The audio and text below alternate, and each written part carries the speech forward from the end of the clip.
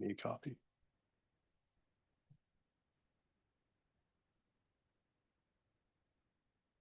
Oh, you don't have your singing voice anymore. That's fine. There we go. Ready? All right. Board of Aldermen work session is now called to order. First item on the agenda is project delivery methods. Chuck, are you kicking it off, then handing it over, or?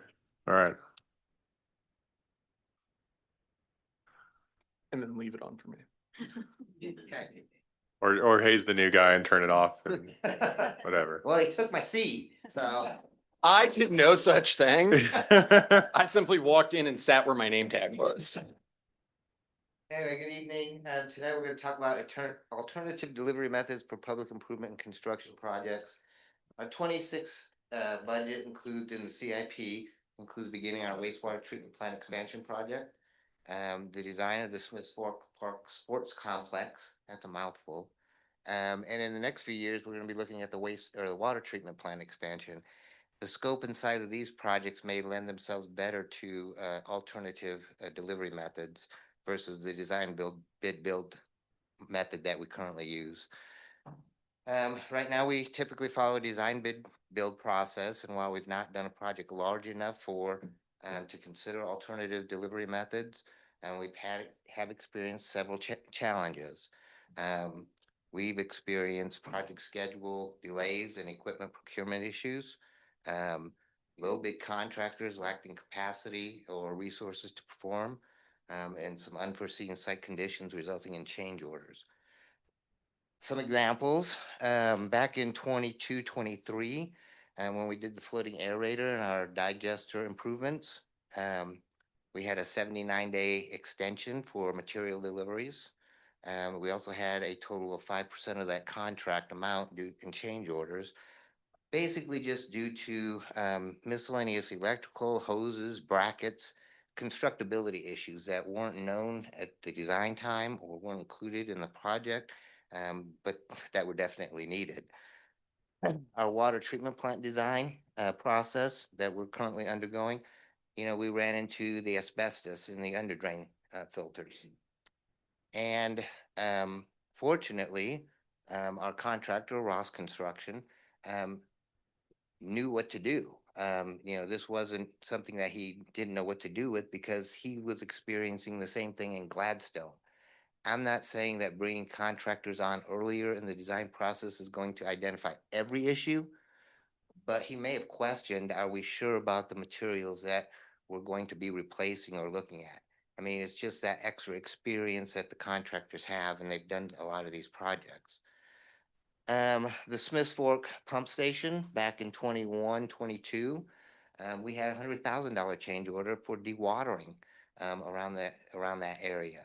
That's that's the old riverbed, and maybe the contractor would have at least questioned the engineer and said, we should probably take more look at this and see if we're going to have to do special things to get it dewatered because we were digging so deep.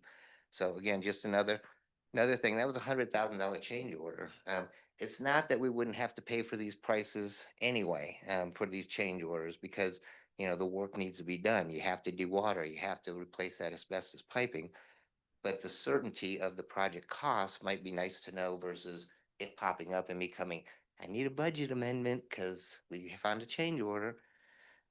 144th Street project in the West Bypass. That has taken us a few years. I look back, engineering authorization was October of 21, and we just bid it in March of this year. So that's quite a while to get that going.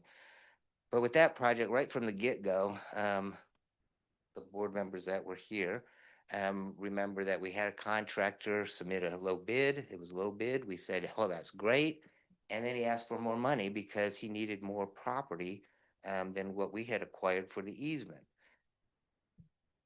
The contractor that we're currently working with has worked with the adjacent property owner and has worked out an arrangement to get the additional property. But if we would have known that we needed more property to construct the pump station, then we would have acquired that up front.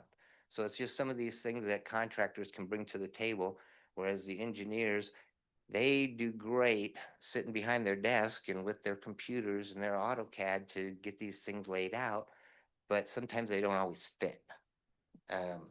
We've also had about 256 submittals on the 144th Street project. And the way that works is after we award a bid, the contractor gets with his suppliers. They send in the specifications for the materials, and this covers everything. This is for coatings, anchors, fittings, electrical pumps, pump supports, piping, instrumentation valve. I mean, there's a ton of anything that gets put into the project goes through a submittal. Then the engineer reviews it. If he has any questions or if it doesn't meet the spec, he sends it back to the contractor. The contract goes back to the supplier. They answer the questions and it goes back. This takes weeks to get started. If we have a contractor working with us up front, we can move these projects along at a better schedule.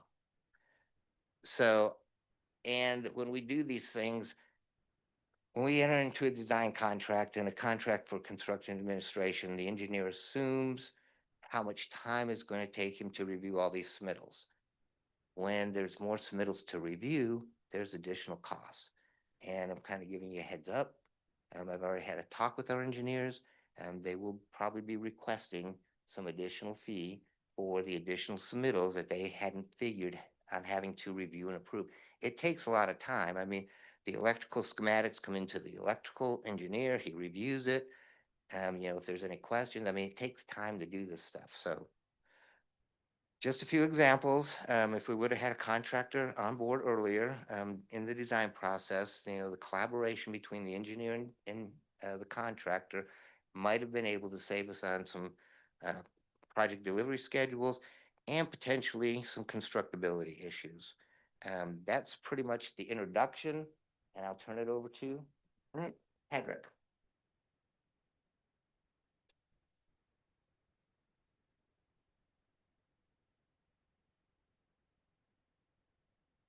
Thanks, Jack. You basically hit everything I was going to say, so this will be a really quick presentation. But while the presentation's being brought up, the presentation itself is the absolute most 30,000 foot view of these three different methods of procurement that it could be. What I would pay attention to is in your packet, it is pages 9 and 10. Those are, the first one is a summary chart that compares the three different delivery methods. And then the next is actually a pros and cons of the delivery methods. But just briefly, as we're going through this,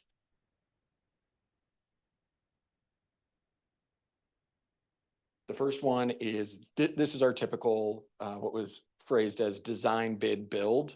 In some circumstances, it is actually bid, design, bid, build. It is the most traditional method, this architectures and land surveyors.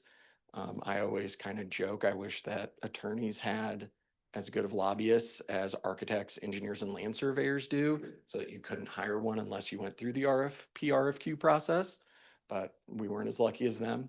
The next is design build, which just like the name implies, it is one contract for the design and the construction of the project.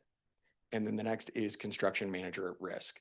That, similar to architects, engineers, land surveyors, or the design bid build strategy, involves two contracts. The key difference there is that the construction manager at risk is engaged incredibly early in the design process and can be there kind of throughout the design process to point out when there are some constructability issues, when there are flourishes of design that might look really great, but will just lead to significant costs in the actual delivery of the project. All of these qualifications, or all of these delivery methods, are seeking to find and identify the most qualified person. Realistically, on most, cost is the last thing that is brought in. You are, especially in the architects, engineers, and land surveyors, that is literally the last thing you do. You rank, then you pull that. But we're focused on, because again, with public projects, with water, with city halls, we really want to make sure we hire and engage the most qualified person to do it, not necessarily the cheapest person to do it. So the first one, this is that engineers, architects and land surveyors. This is the qualification-based selection, or what Chuck referred to as the design bid build. So for this, there is no, we're going to talk about some thresholds when it comes to project. There is no monetary threshold here. This is whenever the city is going to engage one of those three professionals, they have to select them utilizing this criteria. The key is, again, qualifications based. We are not bringing in the cost until the very end. And actually what you do is you rank your top three, you begin negotiations with the most qualified. If you're not able to go under contract with them for some reason, most of the time it's pricing, you then move on to two, but you don't get to just, open their bid, go, oh, wow, that's really high, and then just jump. There has to be some actual negotiation process. The key to this, and the kind of the main bonus, the main pro here, is this is truly just ensuring technical quality. This first kind of system is not concerned with a streamlined delivery method, with making sure that we can build a project as quickly as possible. This is truly and solely based on qualifications-based selection. Next is design build, like the name implies, because there's a hyphen. It is one contract. In our previous example, there were two contracts, and it's design, wait to get the design, bid, then go under contract with the actual contractor. Here you are attempting to do one contract with one entity. I will say design build is sometimes used by a lot of people as almost shorthand for any sort of alternative delivery method that involves the engagement of the parties early on. Design build in the state of Missouri, we actually do not have very many clients that have utilized it. And I will just be blunt, it is because there is a provision that requires a stipend be provided to the firms that make it to our final phase, which we'll talk about. And that stipend usually is enough for most of our clients to determine to go with a different route. But there are multiple steps in this. I tried to just highlight the three main ones when it comes to the actual selection, which is qualifications, then you get a design, then any firm that then makes it to that third phase, which is cost, receives the stipend, and in that third phase, they do provide you with an actual cost. But there are additional steps before that. One is that if you're going to utilize design build, you have to publicly announce it at a meeting. I actually had a client that didn't tell me they were going to utilize design build until we were sitting in the meeting, and I had to look at them and go like, stand up right now and say that we're utilizing design build, because we have to announce it at a meeting of the governing body prior to publishing it. So that was fun. And then the other problem that you sometimes see with design build is there are quite a few cities, I don't think you're one of them, but wouldn't want to have to utilize your public works director as what's called the design bid consultant. So under that process, even before going through everything, you actually bring somebody in, an engineer and architect, to actually help you just draft the request for proposals to get to the three-phase selection process. So while it always is talked about as, oh, one contract, well, you actually pretty much most cases need two, because one, public works directors are already pretty busy. You don't want to have pulling them off of doing the projects that you've actually funded and are already designed and under construction. So you have to bring that person in, which then leads to some increased costs on the front end. But after that, it goes, again, qualifications, which is 40%, then 40% is the actual conceptual design, and then 20% is cost. And then there is that stipend. Typically you see in between 0.5% to 1% of the total project costs is provided as that stipend. St. Louis County is one of the few places that actually has published that, and it's in their procurement policy, and it says specifically 1% of project costs, which when you think about it, if we are in a non-civil works project, so under design build has to be over 7 million. Let's say we're in a $20 million project, that stipend is not an insignificant amount of money. But as I was just hitting at the thresholds, there are two definitions. One is civil, one is non-civil. This will carry over into our construction manager at risk discussion. But you can utilize design build for any civil project. And civil is defined pretty broadly, basically includes anything that, we might make a developer build in a plat or that we would consider building ourselves. And then non-civil, you're mainly looking at things that are required to be designed by an architect. So a city hall, things like that. There is some confusion, I think, just because there's references to like airports. Well, like if you're a smaller city, the airports as civil works, you could realistically build your small airport for under $7 million, but also airports are typically designed by architects. Our third and final, I don't know what I'm even doing here. There we go. But the design build roles and risks, the design builder assumes all the risks for both the design and the construction costs. They are in that third phase providing kind of a maximum guaranteed construction cost. So that is one reason why it at least has been put into the statutory sections and people have determined to sometimes utilize it. I believe Kansas City did actually utilize it with KCI after all the controversy with the potential no bid selection to begin. The design criteria consultant, that kind of first step that I talked about earlier, the person that actually helps you with drafting the request for proposals, with helping you, determine what sort of design you even want when you're going through the qualifications process, they can assist. They cannot submit, which I'm honestly shocked that they even had to include that in the statute. I thought that'd kind of be a natural thought where, yeah, you don't get a draft the request and then also submit on the request and already have an engagement with the city where you're working with them prior to any of your other potential bidders. But here we are. The main reason why you hear people talk about design build is the belief, and in practice most of the time, the faster delivery method, because you are streamlining everything. There is not a second entity working with your design consultant to produce something. They're designing it and they're constructing it all under the same contract, all under the same roof. And then ultimately, I always include this because there's always some questions about, what are some of our roles, but the key role actually in all of these sorts of projects is to make sure that the people that we engage with are actually properly licensed, which we usually do via making them put a stamp on something, but it is in every single provision of all of these delivery methods that the political subdivision does have a mandate to ensure that the professional that they are engaging is actually allowed to practice in that field. Construction manager at risk, this is the one that is most frequently utilized by our clients. The city of Gladstone utilized it in the reconstruction and rehabilitation of their city hall, plus addition of a police station to it.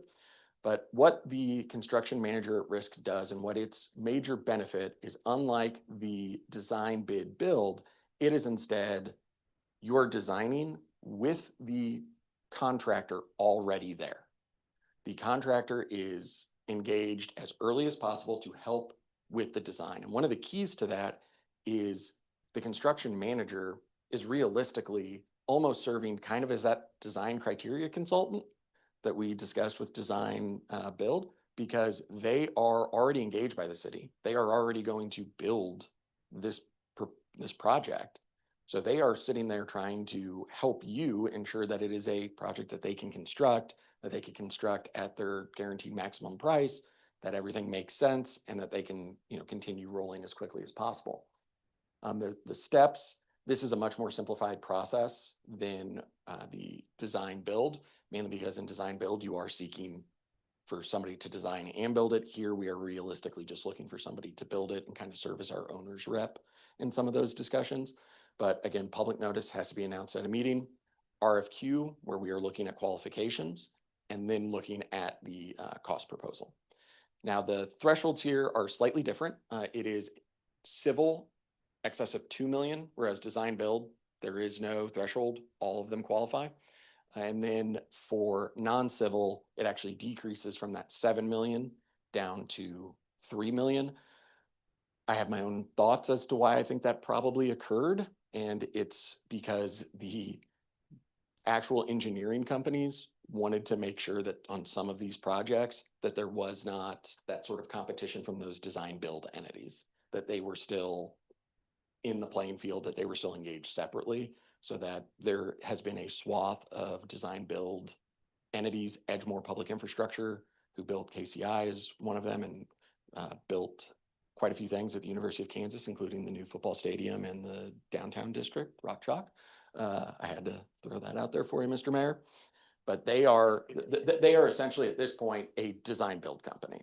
So this is kind of the answer from some of them to say, no, the engineers still play a role even if you do not have a construction side to your entity.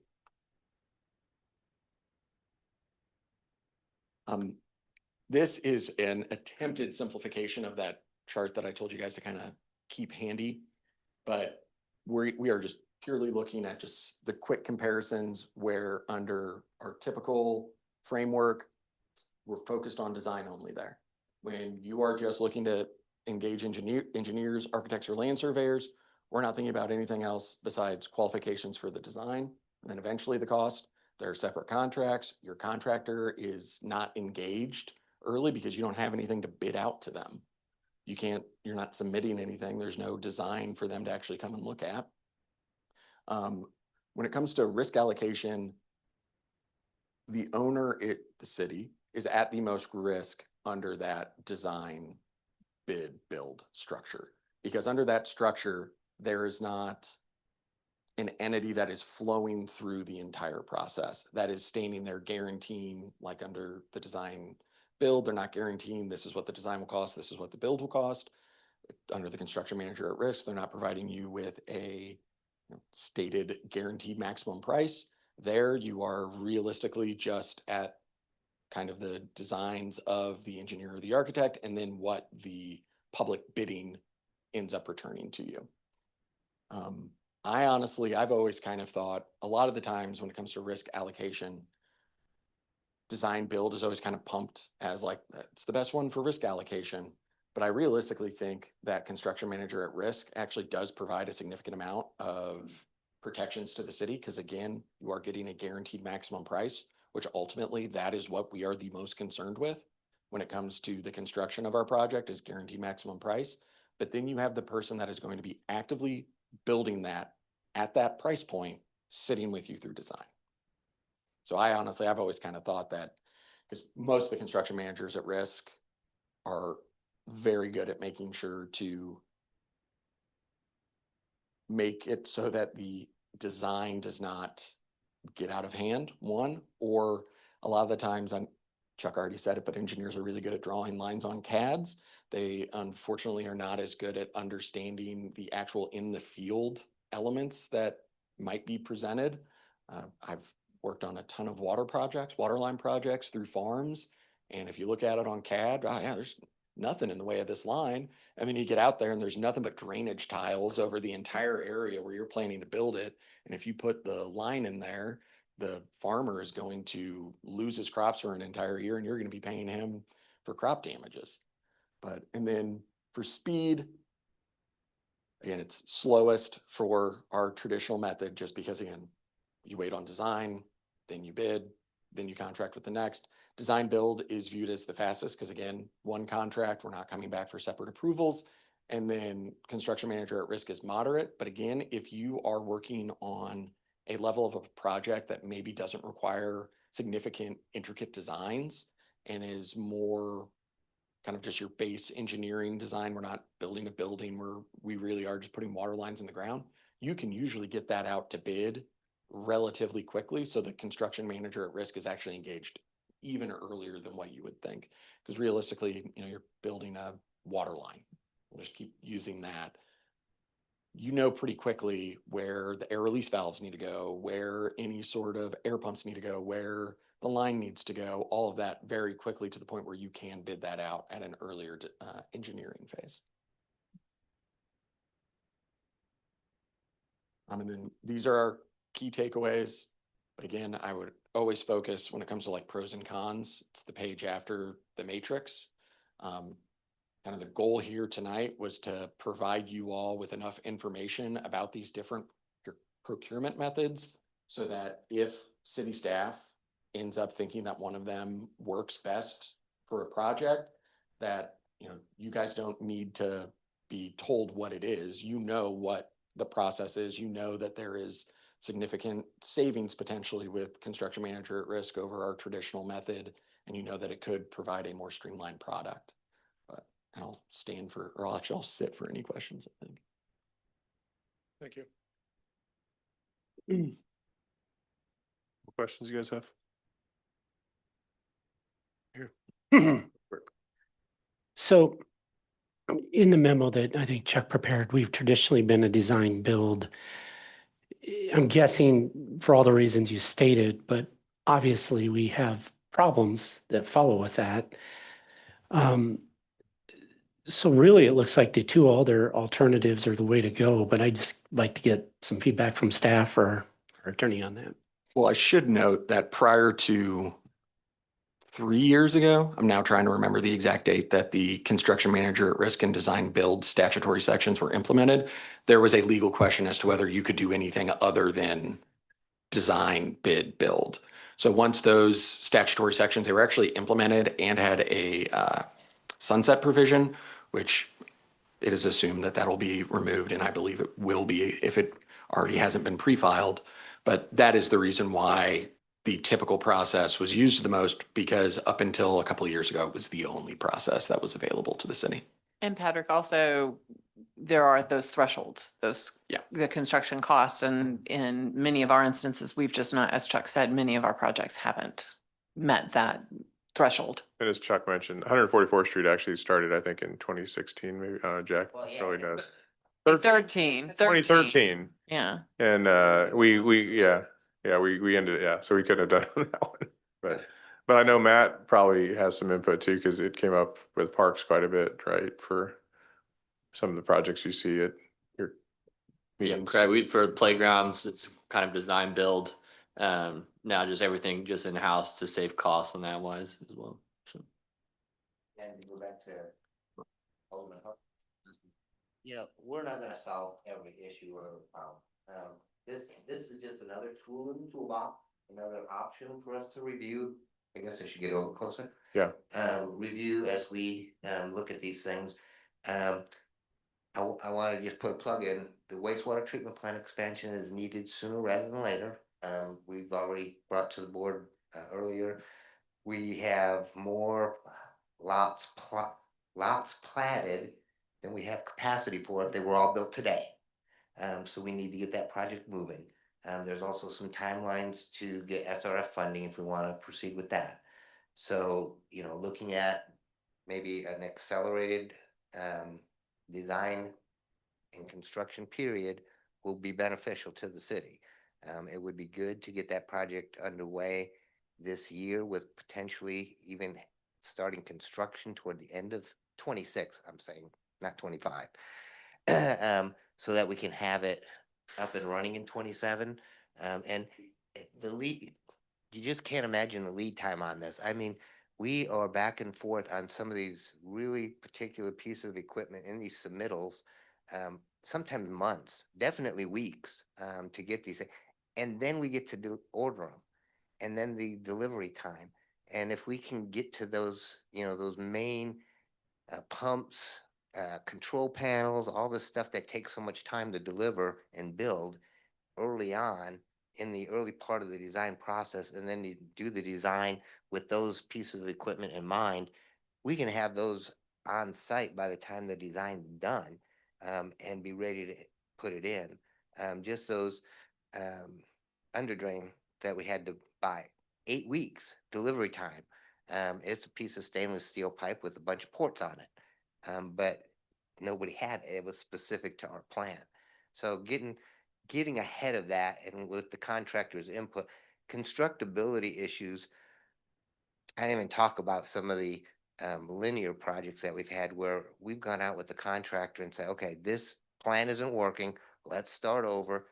And me and the contractor have worked out how to put water lines in on Quincy, storm sewers, to avoid things that the engineer can't see everything because a lot of it's underground, but when you go start putting this stuff together, oh, that doesn't fit. And the contractor's coming up with how to make this work. Then he has to submit it to the engineer. And the engineer takes a look at it and says, okay, that's a good plan. You can proceed. It takes time to do all this, but if the contractor's involved up front, I think we can save a lot of time, and I think everybody will be happy with the project. I appreciate that explanation. I mean, I'm stating the obvious here. The longer we wait, the more it costs us. Project delays just don't slow progress, they raise the bill. And I can't imagine that back in 2013 or even 2016 or 18, if we would have started building the 144th Street, we wouldn't have the costs we do today. You know, the bypass alone's an extra $1 million. When we talked about it years later. And then the bar, I mean, you talked about the aerators and decanters, those were broken because of flushable wipes because we didn't have a bar screen to keep stuff out, right? So the bar screen you wanted to do for years and You know, when we take on some of those smaller projects, like, so we work with basically, Mid-America Pump, Ross Construction to get the bar screen together. And then we put the bid together. They were good enough to work with us. They bid on it and we ended up going with Ross. You know, so we work with contractors too to get some of these smaller projects done, but we can't do a wastewater plant. but you also can't see what's under thousands of gallons of wastewater to see that it's, Yeah. you know, tons and tons of wipes that have caused the problem, right? So I get it. And there's no way to solve all those things, but you know, it's nice to have some ways to mitigate it. I would also note for the board, I went ahead and looked it up and time flies really fast, but design, build, and construction manager at risk were actually implemented in 2016. But at the time, the thresholds are the same as they were today. So for example, our $2 million threshold, that would be a $1.4 million project in terms of revenue today. So we have a lot more projects that are above 2 million today due to inflation than were present in 2016. And we, like for the pump station at the dam, that was pump station and then the raw water pump, or the raw water pump and the sewer pump combined, so that's what got the tag up a little higher doing them together, but as separate projects, when we started talking about it in 15, 16, or when they did the water plan, it wasn't that price tag. No, and that project also had the COVID issues. Right. With delivery of materials and stuff, but we had, I mean, that project took over 2 years to build because we couldn't get some of the pumps in, and some of that was due to COVID. But going from the get-go, I think after we awarded the bid, the next board meeting, we came to the board and said, the generator manufacturer said, you gotta pay an additional $10,000 for the generator. Oh, and by the way, it won't be available for 2 years. That was like the week after we awarded the bid, and it wasn't no fault of the contractors. That was the supplier, and they said take it or leave it. Well, and zebra mussels didn't exist in the lake until closer to the time we we're doing it, so then we had to deal with mitigating those. Yep. Yep. So, that's fun. Mayor, I'd also note that staff did have a question from a board member asking what the school district does. And so we reached out to the district and Dr. Moss has indicated that usually the district has been the manager and held all contracts, which, you know, we didn't follow up, but that's design build from my perspective. The exception is the most recent bond project. When they are using the construction manager at risk model, they initially sent out an RFQ for design services and then identified a designer and sent an RFQ for the construction manager at risk design once the design was approved. They do plan to explore the design build approach for future athletic projects. So they are using all different types of processes. Thanks for following up with him. I just wanted to make a comment, if that's okay. Go for it. Sure. So I do appreciate everybody that put the time and effort into putting all that information together because I know it is a lot of information, but it does help understand what the differences are from a higher level and to also think back of the projects because Chuck, I know you come up here all the time and you're back and you'll say, I'm back again. And I appreciate it. So I just want you to know, I appreciate the time and effort that you've done and your recommendation is very well received.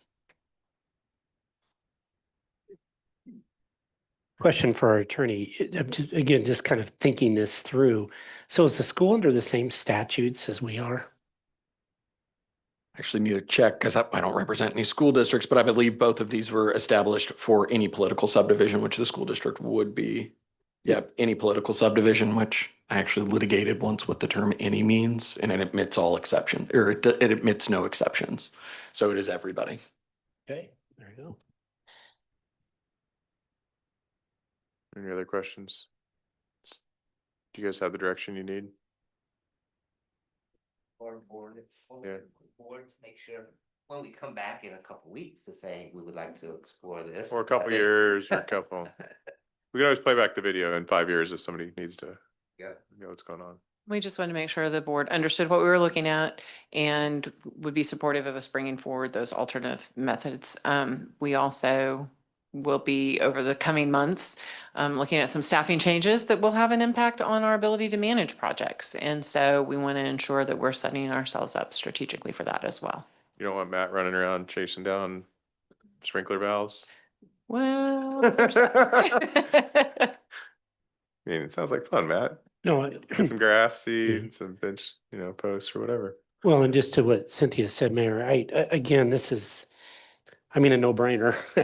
I often think about, the cost of these projects and in the delay of the projects. We can certainly talk about it, have it in budget, and it doesn't get done, we move it to the next year, but there's a cost to that as well, right?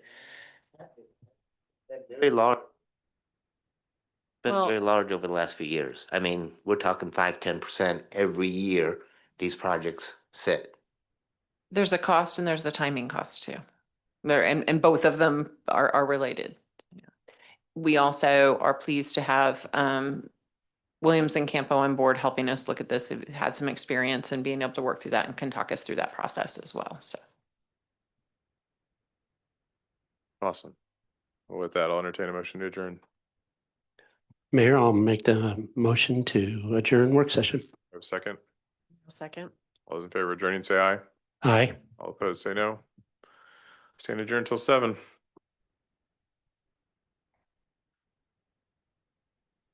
Presentation's done pretty good. Jackson, since I had a hearing at 9 a.m. today in Neosho, Missouri. So you need to go talk to Matt.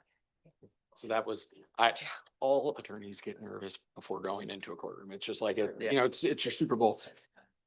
I always make sure that I